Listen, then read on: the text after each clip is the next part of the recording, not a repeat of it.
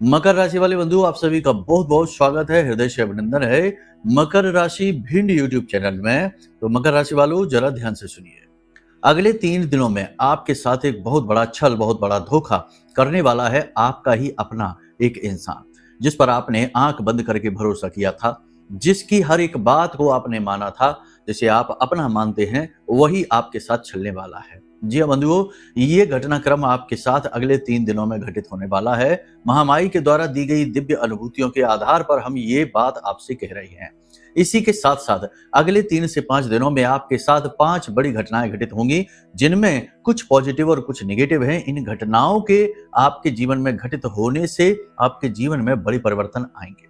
अब समझदारी तो इस बात में है कि इन पांचों घटनाक्रम को अच्छी तरीके से समझ लिया जाए, भविष्यवाणियों के माध्यम से, जो आगे हम कार्यक्रम में आपको बताएंगे। साथ ही आपको हम मार्गदर्शन भी देंगे हर एक भविष्यवाणी के साथ साथ, कि आपको क्या करना है, क्या नहीं करना है, और किस तरह से आने वाले समय में यानी 3 से 5 दिनों में आपको अपने जीवन के महत्वपूर्ण निर्णय लेने हैं। कौन सी ऐसी बातें, कौन सी ऐसे निर्णय हैं जो आपको लेने ही नहीं है, रुकना है, थमना है।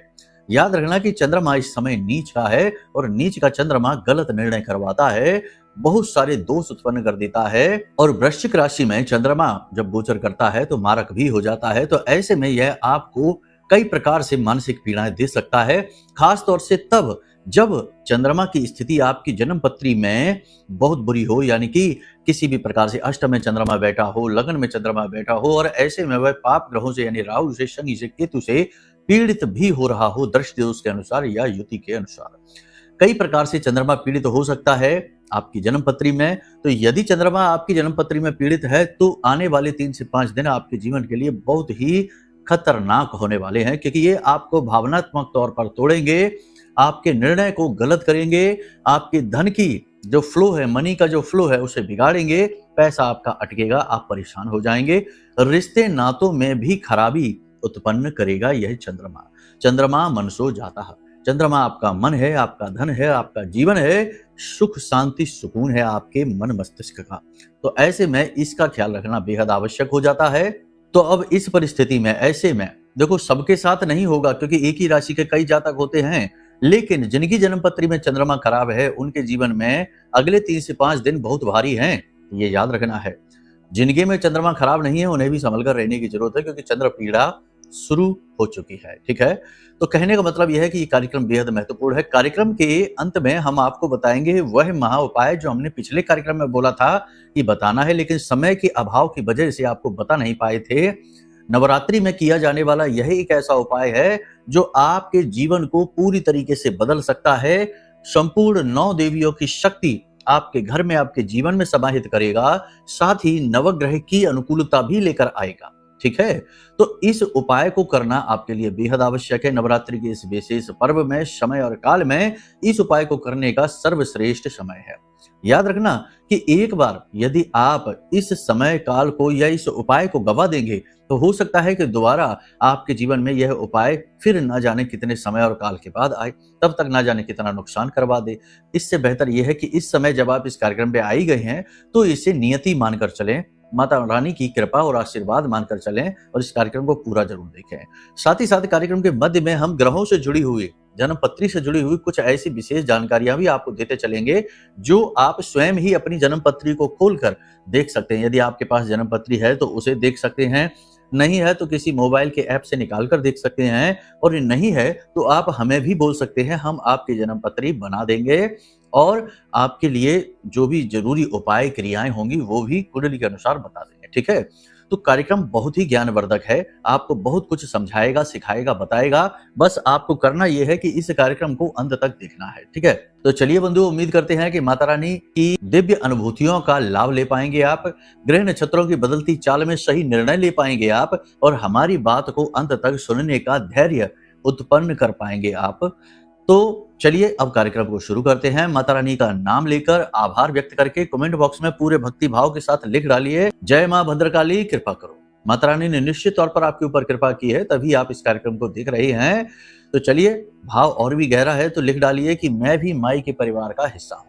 माता रानी के परिवार के हिस्सा बनने का यह सुनहरा अवसर है, इसे हाथ से न जाने दीजिए, ये बिल्कुल मुफ्त है। चलिए लिख डालिए, केवल भाव की आवश्यकता है। एक और विशेष बात है कि प्रतिदिन महाअनुष्ठान धाम पर किए जा रहे हैं। माता रानी की कृपा और आशीर्वाद से जिन्होंने भाग लिया है उन्हें तो हमने मार्गदर्शन दे दिया है कि क्या करना है, प्रतिदिन करते रहिए क्रियाएं, और जिन्होंने भाग नहीं लिया है उन्हें अवसर है कि आप चाहें तो अभी भी भाग ले सकते हैं।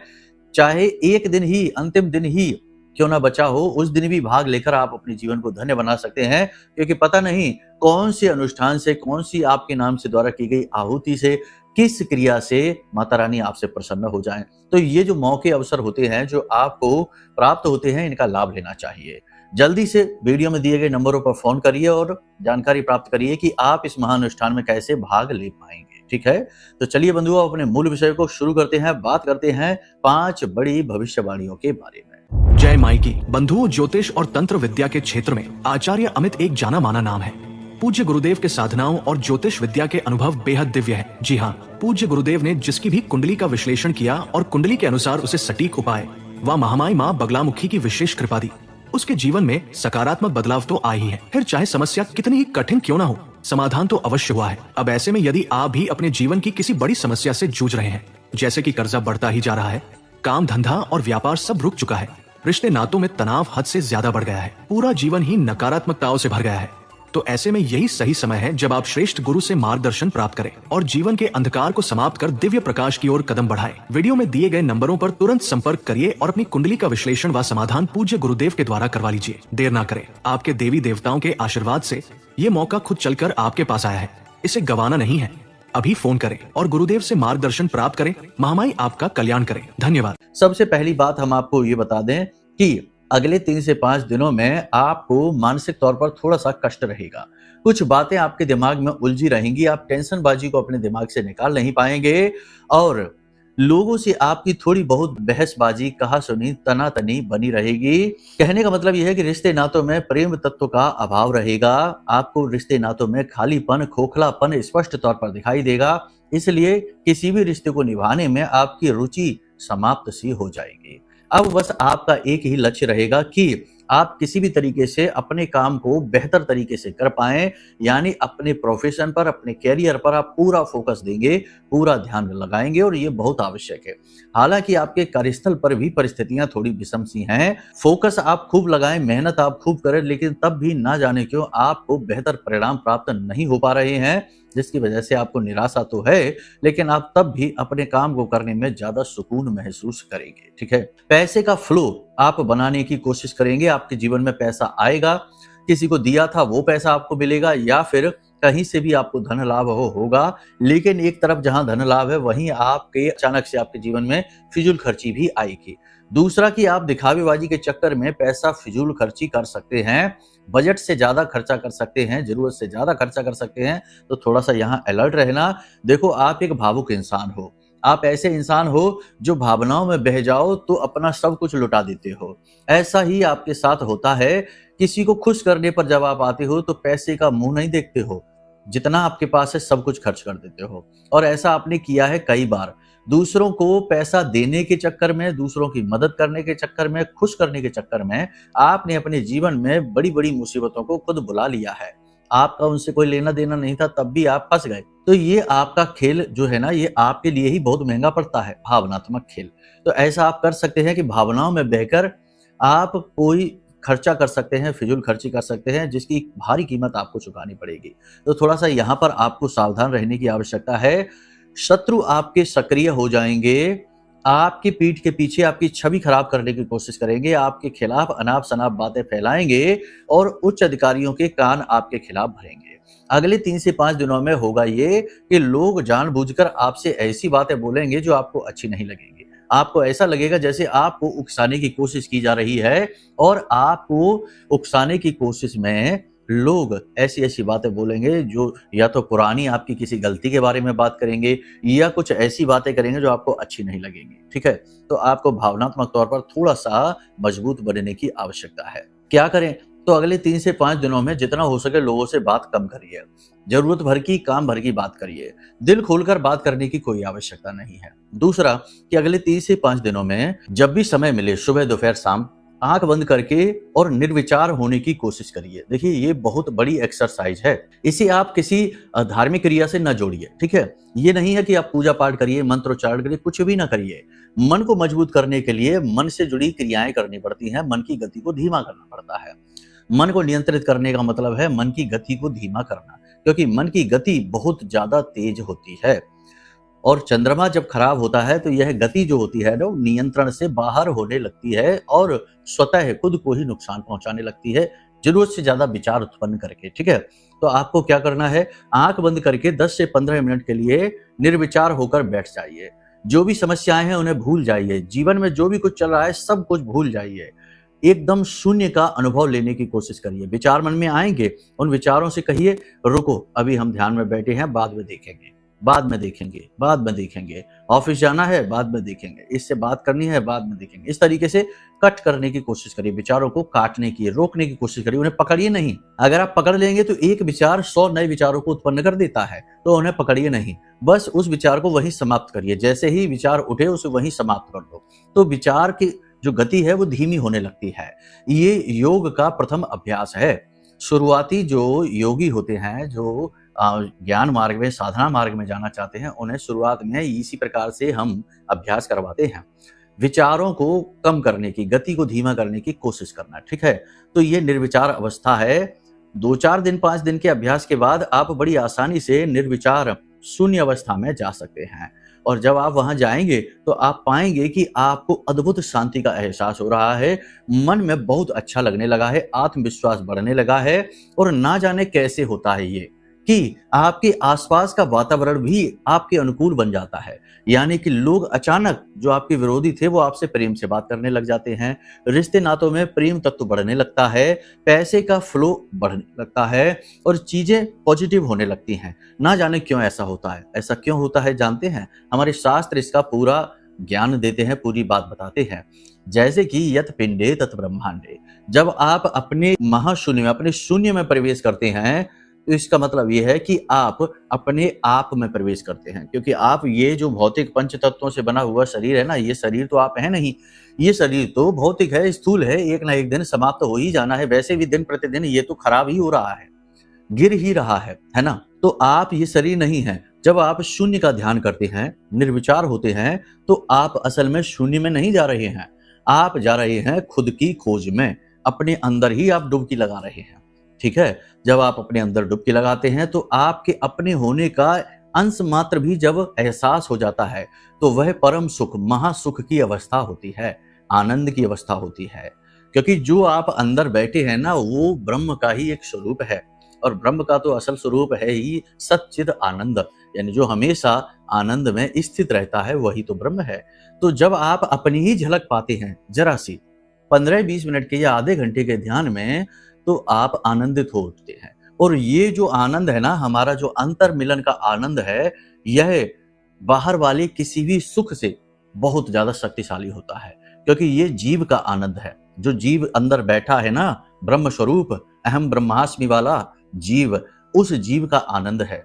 और उसका आनंद इस भौतिक पंच तत्वों से बने हुए स्थूल मिट्टी से बने शरीर से कहीं ज्यादा बढ़कर होता है। योगी इसीलिए तो घंटों ध्यान की मुद्रा में बैठे रहते हैं। शरीर अकड़ जाता है, जोड़ों का एहसास होना बंद हो जाता है, कमर, घुटने, कहोनी, ये जोड़ों का एहसास होने बंद हो जाते, शून्य हो जाते हैं। लेकिन तब भी योगी आंख बंद कर बैठे रहते हैं। क्यों बैठे रहते हैं? क्योंकि वो उस परम आनंद का अनुभव ले रहे हैं। और वो परम आनंद इतना अच्छा है, इतना मधुर है कि उसकी जरा सी अनुभूति ही जीवन में सार तत्व लेकर आती है। ऐसा लगता है जैसे जीवन का उद्धार हो गया, उद्देश्य पूर्ण हो गया। तो ये आपको भी अनुभव हो जाएगा। ये बहुत बड़ी क्रिया है जो हमने आपको बहुत सरल शब्दों में और थोड़ी से समय में समझाई है। इसे समझाने में और इसे करवाने में बहुत समय लगता है, तो आप इसे हल्के में मत लेना, ठीक है ना। हाँ, ये बात जरूर है कि कुतर्की है, मन में ही विष भरा है, तो खैर ये सारी बातें बेकार लगेगी ही आपको। इनको फिर आप छोड़ ही दो, आपके बस की बात नहीं है। लेकिन जो धार्मिक हैं, आस्तिक हैं, जो सचमुच में सार की तलाश कर रहे हैं, स्व की खोज में भटक रहे हैं, ऐसे लोगों को जरूर चीजें समझ में आएंगी और अभ्यास शुरू करेंगे, ठीक है। अब 3 बातें हैं जो आपको हम और बता दें। सबसे पहली चीज, किसी की भी गारंटी मत लेना। चाहे दोस्त हो, रिश्तेदार हो, चाहे कुछ भी हो, पेपर्स में गारंटी लेना है या किसी की जिम्मेदारी, किसी का कहते हैं ना कि हमने गारंटी ले ली है, नहीं लेना है। जैसे ही लेंगे आप फंस जाएंगे, देनदारी आपके ऊपर आ जाएगी। पहली चीज ये है। दूसरी चीज की जोखिम ज्यादा नहीं लेना है पैसे के मामले में। पैसे की जोखिम को ज्यादा आजमाना नहीं है। शेयर मार्केट में है, काम करिए, कोई बात नहीं है, लेकिन जुआ, सट्टेबाजी, उल्टे सीधे कार्यों में पैसा नहीं लगाना है और शेयर मार्केट में भी अंधा जोखिम नहीं लेना है। जरूरत से ज्यादा जोखिम लेंगे तो आप डूब जाएंगे, ये याद रखना। जरूरत से ज्यादा जोखिम शेयर मार्केट में भी नहीं लेना है, सोच समझकर आगे बढ़ना है। कागजी कार्रवाई जब भी आप करें तो उसमें लापरवाही नहीं दिखानी है, सोच समझकर हस्ताक्षर करें, पेपर्स को अच्छी तरीके से पढ़ें, समझें और उसके बाद ही आगे बढ़ें। लापरवाही बिल्कुल भी नहीं करनी है, वरना आपके लिए ये बेहद खतरनाक साबित होने वाली है। टेंशनबाजी आपकी बढ़ाएगी। सरकार से जुड़े हुए मामलों में आपको मदद अवश्य प्राप्त होगी, लेकिन तब भी स्ट्रेस, तनाव तो आपको वहां से प्राप्त होगा ही।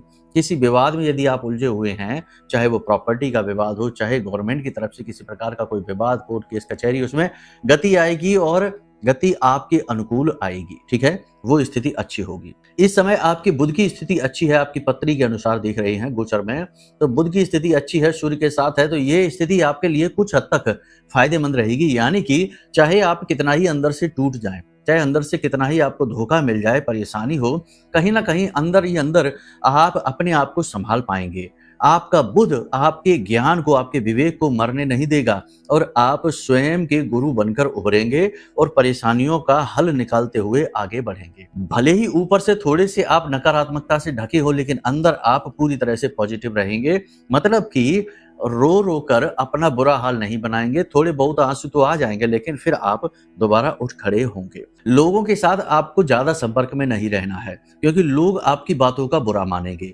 आपके रवैये से चिढ़ेंगे, आपकी अच्छी बातों के भी गलत मतलब निकालेंगे, आपके ऊपर किसी प्रकार का लांछन लग सकता है। यदि आप राजनीति में हैं तो आपके शत्रु सक्रिय होंगे और आपकी मान मर्दन करने की कोशिश करेंगे, आपका मान सम्मान को क्षति पहुंचाने की कोशिश करेंगे। हालांकि नई नई जिम्मेदारियां आपको प्राप्त होंगी।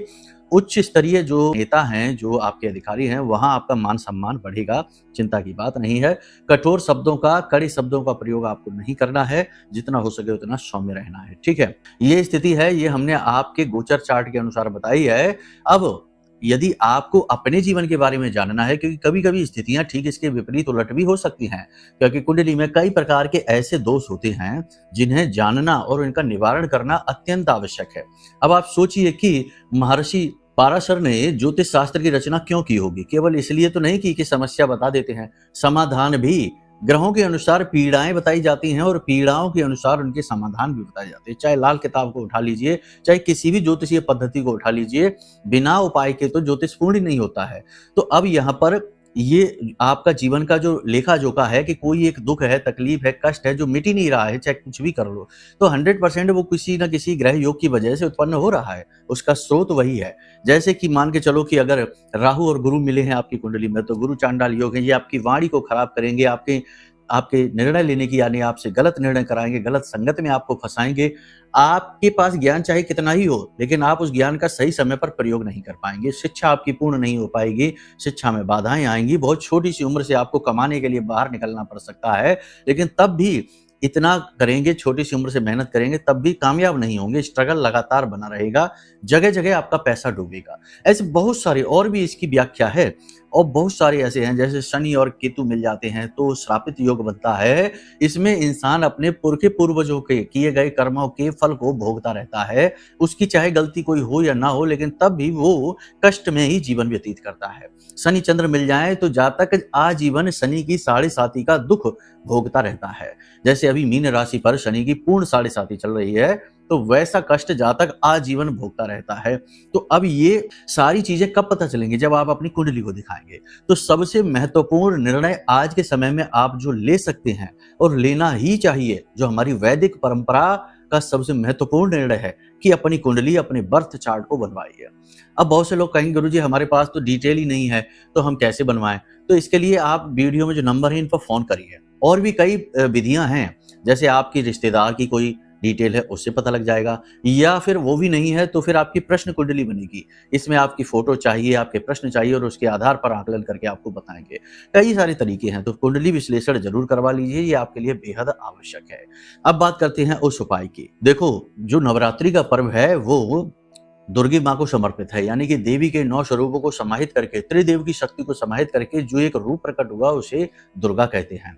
ठीक है, तो दुर्गा का जो रूप है वह सभी शक्तियों को, पॉजिटिव शक्तियों को समाहित अपने ऊपर लेकर चलता है। नवरात्रि में वैसे भी 9 अलग अलग देवी के रूपों की पूजा तो होती ही है, ये तो आप जानते ही हैं। मूर्ति जो है वो देवी दुर्गा की लगाई जाती है। तो माँ दुर्गा की पूजा पाठ अनुष्ठान का लाभ तो आपको मिलेगा ही यदि आप कर रहे हैं कोई अनुष्ठान वगैरह। नहीं तो आप एक काम करिए, आपको हम बताएं, ये उपाय बहुत अच्छा है। इसमें आपको क्या करना है, एक भोजपत्र का कागज लेना है, भोजपत्र। ठीक है, पेड़ की छाल होती है, आपको पता ही होगा।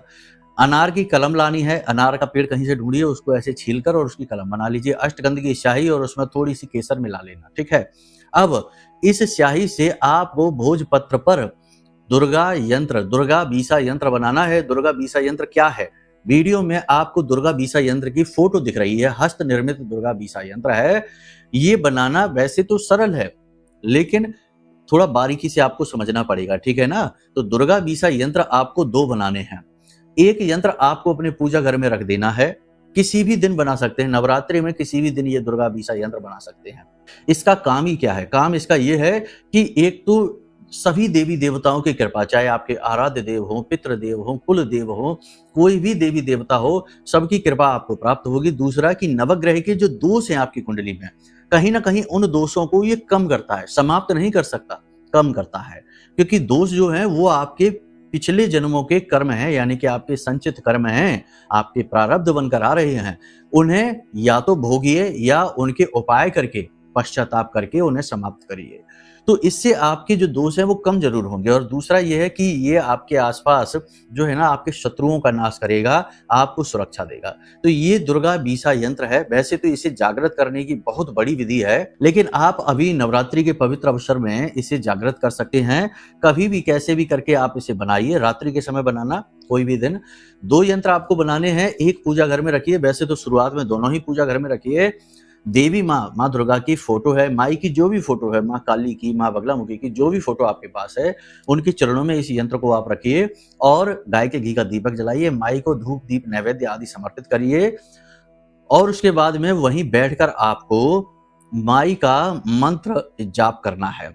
माई का मंत्र क्या है, माई का मंत्र है नवाड़ मंत्र। वैसे तो नवाड़ मंत्र गुरु के सानिध्य में लेना चाहिए, करना चाहिए, लेकिन ये कोई साधना नहीं है, तो हम आपको बता दे रहे हैं। वैसे भी हमारे मुख से जा रहा है तो ये गुरुमुखी मंत्र ही हो गया।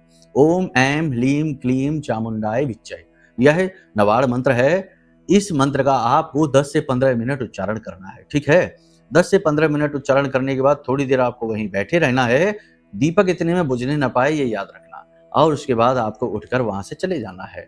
अगले दिन सुबह आपको एक दुर्गा बीसा यंत्र लेना है और उसे लाल रंग के कागज में लपेट लेना है, होल्ड कर लेना है और उसे अपनी जेब में रखना है। जब भी आप घर से बाहर निकलें, इस दुर्गा बीसा यंत्र को अपनी जेब में रखकर निकलिए। लौटकर जब आप आए तो इसे माई के चरणों में रख दीजिए। ठीक है, प्रतिदिन आप ये कार्य करिए। यंत्र जो आपने 2 रखे हैं उनमें से प्रतिदिन एक यंत्र आपकी जेब में होगा, एक यंत्र माई के चरणों में होगा। बदल बदल कर भी आप ले जा सकते हैं, कोई बुराई नहीं है। जब आप इस यंत्र को अपनी जेब में रखकर निकलेंगे तो इसे आपको छूना नहीं है अपने हाथों से, किसी को दिखाना नहीं, किसी को बताना नहीं और उल्टे सीधे हाथों से इसे छूना नहीं है। ठीक है, ये इस यंत्र की है। इस यंत्र को आप करिए, बहुत ही अच्छा है ये उपाय, इसे आप करिए, हर वक्त की सुरक्षा आपको रहेगी। तो ये तो नवरात्रि की सुरक्षा हो गई और देवी दुर्गा की। अब देखो, विधि तो बहुत बड़ी है। जैसा हमने कहा, कोई भी यंत्र को जागृत करना आसान कार्य नहीं है, बहुत मेहनत लगती है, बहुत ज्यादा जाप करने पड़ते हैं। तो वो तो आप कर नहीं पाएंगे क्योंकि हर व्यक्ति के बस की बात नहीं है, इतना समय नहीं होता है, ना ही इतना साधना बल होता है, कमजोरी साधना की आ जाती है बीच में।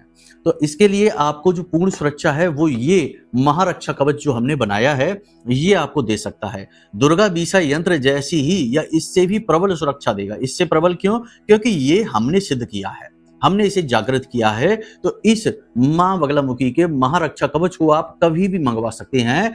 इसे हमने माई के, माँ बगलामुखी के विशेष मंत्रों से जागृत किया है, अभिमंत्रित किया है और उनकी पूर्ण शक्ति को ये लेकर आपके लिए आएगा। जैसे ही ये आपके घर में पहुंचेगा, अपने होने का ये आपको एहसास करा देगा। आपके रोंगटे खड़े होने लगेंगे, कुछ के तो आंसू आ जाते हैं और कुछ को तो अजीब सी भावनाएं आने लगती हैं, उथल-पुथल मन में मचने लगती है, क्योंकि ये जो यंत्र है ये कोई साधारण यंत्र नहीं है, ये ब्रह्मास्त्र विद्या की शक्ति को लेकर आता है। तो आप इस कवच को इस समय और काल पर ऑर्डर कर सकते हैं। ये नवरात्रि के समय पर बहुत ही बेहतरीन परिणाम आपको देगा। तुरंत अचानक से आपका भाग्य परिवर्तित होने लगेगा और अचानक से आपके आसपास पॉजिटिव एनर्जी का घेरा बन जाएगा। इसे बालगा कवच कहते हैं, ठीक है? तो आप ये भी कर सकते हैं, या कुंडली का विश्लेषण तो कराना ही कराना है, उसे तो आपको छोड़ना ही नहीं है, बहुत ही जरूरी है। छोटे-छोटे कार्यों में, अनावश्यक कार्यों में दुनिया भर का खर्चा लोग कर देते हैं, लेकिन जब काम की बात बोलो कि पूजा पाठ करवा लो या थोड़ा दान दक्षिणा करवा लो या फिर कोई यंत्र धारण कर लो, तो लोगों को पैसा दिखने लगता है। लोग कहते हैं अरे गुरुजी पैसा खर्चा कैसे करें? पैसा तो खर्च होगा ही, उल्टी सीधी जगहों पे खर्च हो जो कि वेस्ट चला जाएगा, व्यर्थ जाएगा। उससे बेहतर है कि सही जगह पर धर्म में खर्च कर लो। कभी कभी धर्म में किया गया खर्च जीवन भर के लिए उद्धारक बन जाता है, ये याद रखना।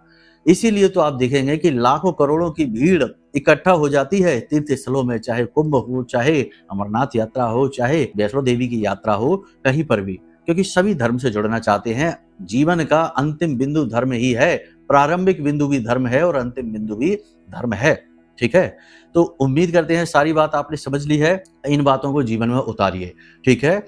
और महामाई के प्रति अपनी आस्था और विश्वास बनाकर रखिए। उल्टी सीधी बातें अपने मन में नहीं लाना है। सब कुछ इंसान नहीं कर सकता है। इस संसार को चलाने वाला, स्वयं इंसान को चलाने वाला भी ऊपर बैठा हुआ है। चाहे उसे ब्रह्म कह लो, चाहे ब्रह्मा विष्णु महेश कह लो, चाहे माँ बगलामुखी कह लो, चाहे माँ भद्रकाली कह लो, कोई ना कोई शक्ति ऊपर बैठी है। उसके लिए समर्पण करना अत्यंत आवश्यक है। यदि स्वयं को ही हीरो समझोगे तो समझो कि जीवन तो नर्क बनेगा ही, क्योंकि इंसान कुछ भी नहीं है, माध्यम मात्र है। ये चीजें आपने समझ ली। चलिए माई को अपना भाव प्रकट करिए, प्रेम से बोलिए जय माई की, जय माँ बगलामुखी। हमारे प्रिय और परम पूज्य आचार्य जी ने अपनी साधनाओं के अनुभवों पर आधारित शक्तिशाली उपाय और क्रियाओं के माध्यम से हजारों लोगों के जीवन को पूरी तरह से बदला है।